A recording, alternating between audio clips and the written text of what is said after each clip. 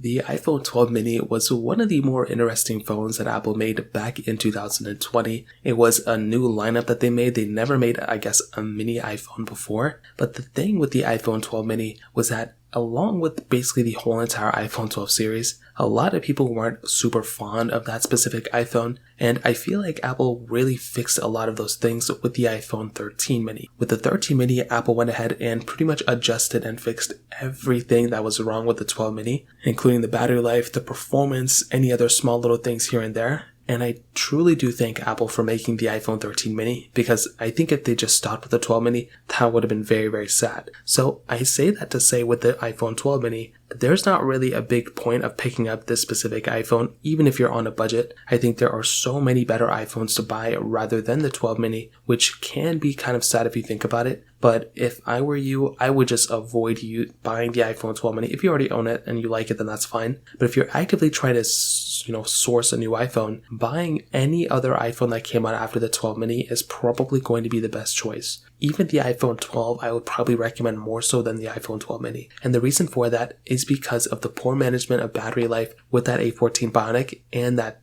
battery size that's within the iPhone 12 mini. I think the performance of the 12 mini is fine. I think the build quality, I think the size of it is fine and everything like that. The issue that I have with it is that battery life. It notoriously wasn't really that great. You may be able to get decent battery life in some anomaly cases here and there. For example, I've done some battery comparisons where my 12 mini outperformed my iPhone 12 Pro Max, which makes no sense. But when you really come down to it, it's probably because that iPhone is on an older version of software, or the 12 Pro Max has a degraded battery, things like that. So on a, perfect case scenario for all these iPhones, the iPhone 12 mini really didn't perform that well in the battery life standpoint. And when you look at how much better the successor of the iPhone 12 mini was, which was the iPhone 13 mini, the direct successor, that is a very good iPhone that Apple made. It really doesn't get too much better than that. And I say that to say not to put the iPhone 12 mini down, but to put the iPhone 13 mini out there. And, it's still available in the brand new market. You can go ahead and buy that iPhone still. And it's even available in the used market all over the place as well. So it just doesn't really make that much sense to go ahead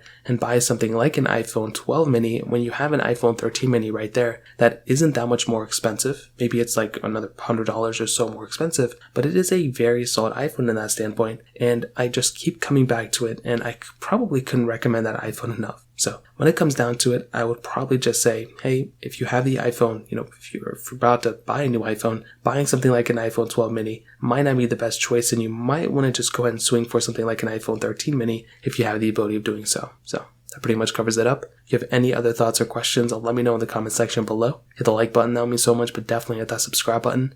More importantly than everything else, I love every single one of you guys. Hopefully I'll catch you guys in the next video. Peace out till then.